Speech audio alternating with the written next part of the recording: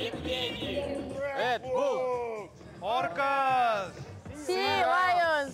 А еще альбатросы, крабы, леопарды, тигры. Такие названия выбраны не случайно, чтобы привлечь внимание к редким животным Дальнего Востока. Соревновались 8 команд по 3 человека в каждой. Состав участников определил жребий. И впервые в истории масс-рестлинга в одну команду вошли представители разных стран.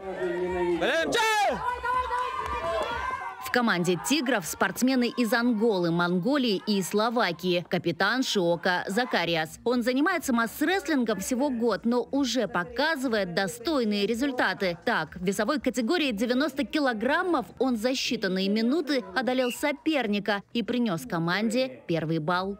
Закариас Галиня Шиока, Ангола. В этом году еще никакое соревнование не собиралось столько стран, как здесь. Поэтому я уверен, что в этом году команда Африка покажет самый лучший достойный результат.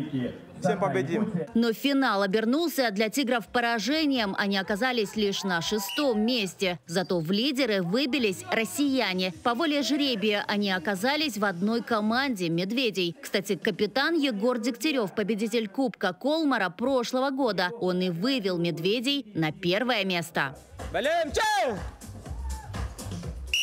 Со спортивным азартом финал схватки наблюдал и министр Дальнего Востока и Арктики. На помост выйти не смог, но фанатом масс-рестлинга точно стал. Нужно участвовать в любом соревновании, если жизнь тебе бросает перчатку в лицо.